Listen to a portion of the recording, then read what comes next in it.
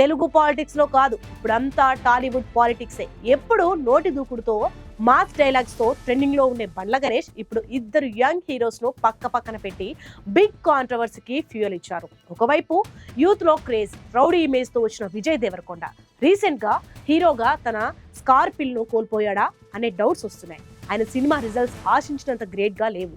అందుకే ఇప్పుడు ఆయన ట్రెండ్ విజయ్ తుస్ అని కొందరు కామెంట్ చేస్తున్నారు. ఇక మరోవైపు సైలెంట్ గా సింపుల్ గా ఎంట్రీ ఇచ్చి తన స్టోరీ సెలెక్షన్స్ తో స్టడీగా ఎదుగుతున్న కిరణ్ అబ్బవరం ఆయన సినిమాలకు బిగ్ బజ్ లేకపోయినా రిజల్ట్స్ విషయంలో మాత్రం గట్టిగా నిలబడుతున్నాడు. అందుకే ఇండస్ట్రీ ఇన్సైడర్స్ ఇప్పుడు ఆయనను చూసి అబ్బవరం అదుర్స్ అని అంటున్నారు. బండ్ల గణేష్ వంటి బిగ్ ప్రొడ్యూసర్ ఈ ఇద్దరిని పోల్చడం వెనుక ఉన్న ట్రూ ఇంటెన్షన్స్ ఏంటి? ఇది కేవలం కాంట్రవర్సీ కోసమేనా, లేక కిరణ్ అబ్బవరం ను పోటీకి ఎంకరేజ్ చేయడమా?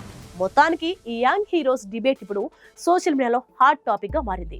టాలీవుడ్ లో న్యూ పవర్ ఈక్వేషన్స్ స్టార్ట్ అయ్యాయేమో చూడాలి.